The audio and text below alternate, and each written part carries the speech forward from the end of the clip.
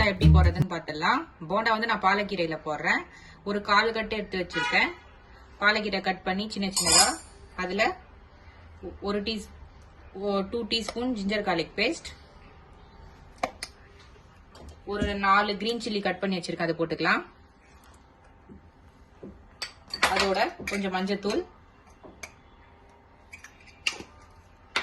மைதா 2 table spoon,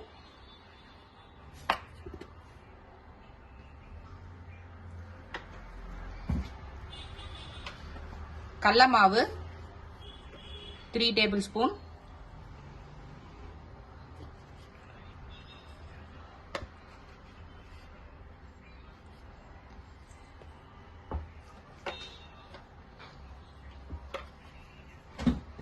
cornflour மாவு இருக்கும். Cornflour மாவு அந்த பொறன்னு வரதுக்கு அது 1 டீஸ்பூன்,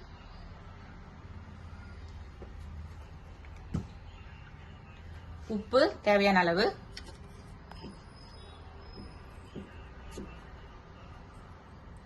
இப்போ இதை தண்ணி ஊத்தி நல்லா பிசைஞ்சிக்கலாம். தேவையான அளவு தண்ணி ஊத்தி பிசைஞ்சிக்கலாம். கீரையிலே தண்ணி வரும், அதனால பார்த்து பிசைஞ்சிட்டு அப்புறமா தண்ணி ஊத்திக்கலாம்.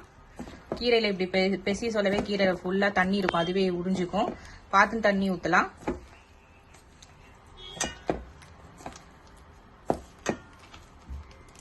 கொஞ்சமா தண்ணி ஊத்திக்கலாம். இப்போ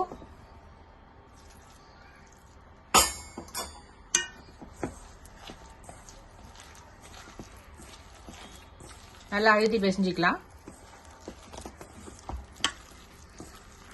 தண்ணி பார்த்து ஊத்திக்கலாம். இப்ப இன்னும் கொஞ்சம் தேவைப்படுது, இன்னும் கொஞ்சம் ஊத்திக்கலாம்.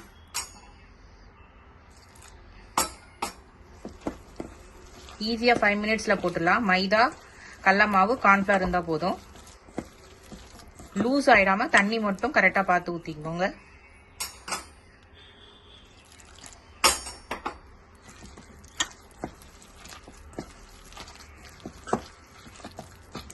இந்த மாதிரி கரெக்டான கன்சிஸ்டன்சி வந்த உடனே ஆயில் ஹீட் பண்ணி போட்டு எடுத்துக்கலாம். உங்களுக்கு சில்லி பவுடர் வேணும்னா போட்டுக்கலாம். நான் சில்லி பச்சை மிளகா போட்ட தொட்டு சில்லி பவுடர் போடல. இந்த மாதிரி போண்டா போடுறதுக்கான கரெக்டான பதத்துல வச்சுக்கணும்.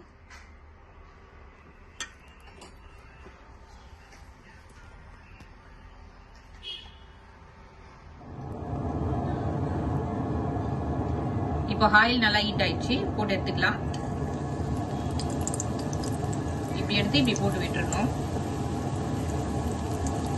ரவுண்டா ஷேப் மாதிரி எல்லாம் போட்டா நல்லா வராது போண்டா, ரஃபா இருந்தா தான் நல்லா இருக்கும்.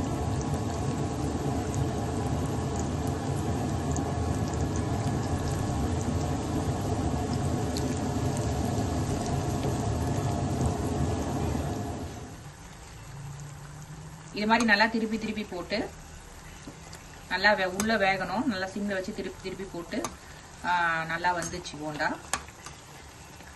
இப்போ இதை எடுத்துக்கலாம்.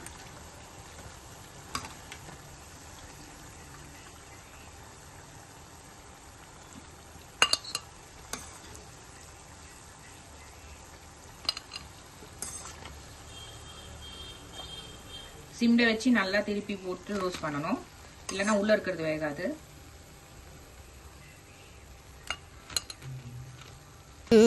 மாய நதி இன்று மார்பில் வழியுதே, தூய நரையிலும் காதல் மலருதே. மாய நதி